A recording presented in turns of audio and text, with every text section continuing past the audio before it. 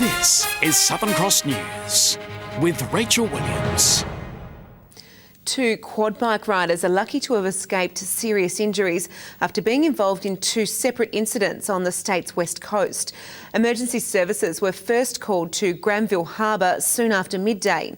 The Westpac rescue helicopter was tasked to the scene, but later cancelled when injuries were reported as minor. Less than 30 minutes later, the helicopter was again called out, this time to the Sandy Cape track at Tema, where a male rider injured his hand. Police are reminding quad bike users to take care while riding. A 39-year-old man has been arrested after allegedly being caught driving 4 times over the legal limit. Police say the man was driving the wrong way down a one-way street in Launceston at the time.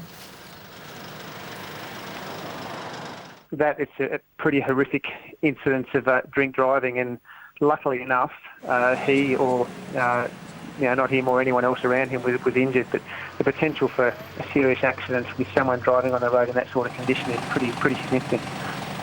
As part of Operation Crossroads, police also charged a 51-year-old man with trafficking a controlled substance after he was allegedly caught with 7.5 kilos of cannabis in a four-wheel drive.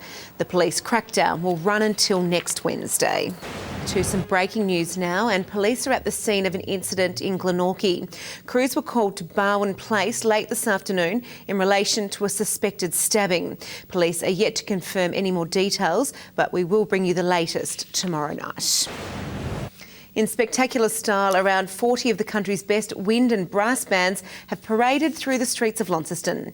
The musicians are in town for the National Band Championships. Today's show, a chance to wow the crowd and score points from the judges. Marching to their own beat and getting the crowd roaring. Playing everything from the traditional to the contemporary. These performers trying to not only impress the locals, but also the judges. They're judged on presentation initially, then they're judged on precision on marching, and also what we call a right-hand wheel into Charles Street, where we're seeing some entertaining things happening. This character almost busted, but the crowd was not afraid of no ghost.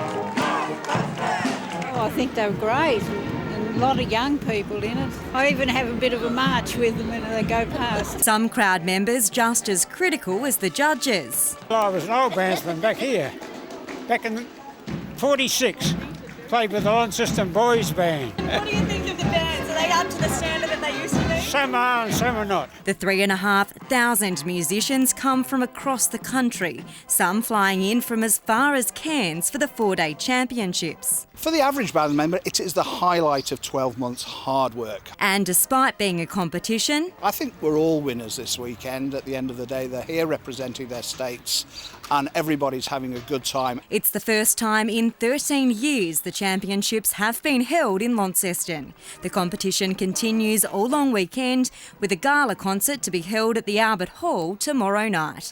Monika Dadson at Southern Cross News. Round 3 of the TSL is wrapped up with Clarence claiming Eastern Shore bragging rights over Lauderdale. The Roos home by more than 5 goals in a typically heated affair.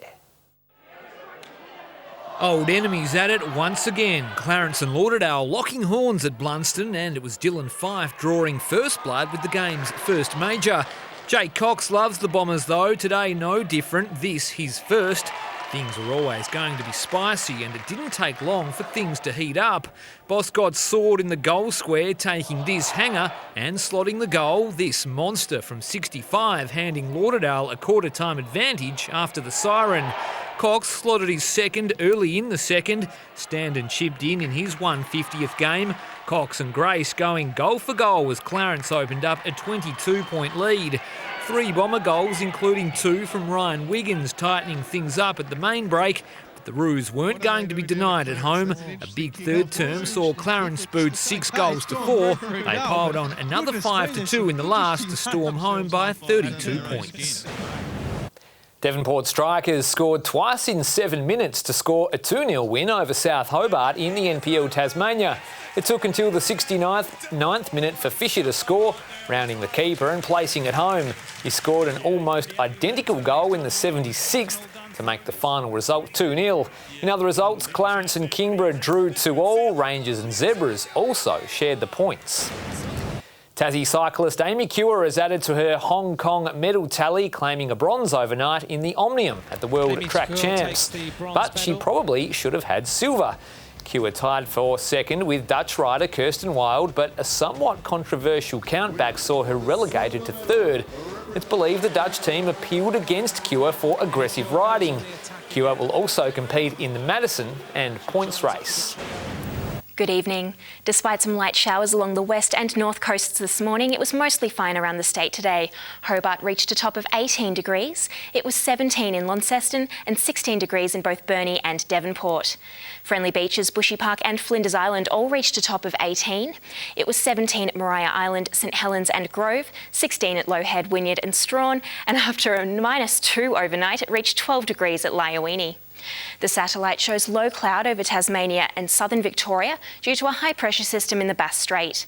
To the west, a cold front with some low and middle level cloud is crossing the Southern Ocean, and to the east there's a low pressure system over the Tasman. On the close-up, low level cloud over the west, south and northeast of the state. Looking at tomorrow, a high pressure system has entered the Tasman Sea with a weak cold front approaching Tasmania. Another high is centred to the southeast of South Australia. West to northwesterly winds 15 to 25 knots, reaching 30 knots about the south, seas 2 to 3 metres. There's a strong wind warning for southern coastal waters between Tasman Island and Low Rocky Point, and a small craft wind alert for the southwest lakes. A possible shower in Hobart tomorrow with a top of 19 degrees, partly cloudy and 20 for Richmond, ooze 18. Launceston partly cloudy, 19 for Devonport also, a possible shower, 17 for Deloraine. A possible shower and 19 for Burnie, showers and 16 for Strawn and 17 for Curry. St Helens partly cloudy, 20 degrees, 20 for Swansea, Whitemark 19. Looking ahead to Monday, fine around the state apart from showers in the west. Tuesday, possible light showers in the southwest but mostly fine elsewhere. And Wednesday, fine with light winds. Now let's take a look around the country tomorrow. A possible storm for Darwin, 32. Brisbane, 27, partly cloudy. A mostly sunny 26 for Perth. Sydney, 25 and partly cloudy. And 20 degrees and cloudy for Melbourne. And right now in Hobart, it is 14 degrees and partly cloudy. Launceston 12 and partly cloudy. And Devonport 14, partly cloudy. It's looking to be a very fine night. Perfect condition for any bunnies making deliveries. Hope you have a good Easter, Rach. Thank you, Britt. I will. It's certainly very excited young boys in the Williams household tonight. Well, that's all your news for now. Thanks for joining us. Have a happy and safe Easter. I'm Rachel Williams. Good night.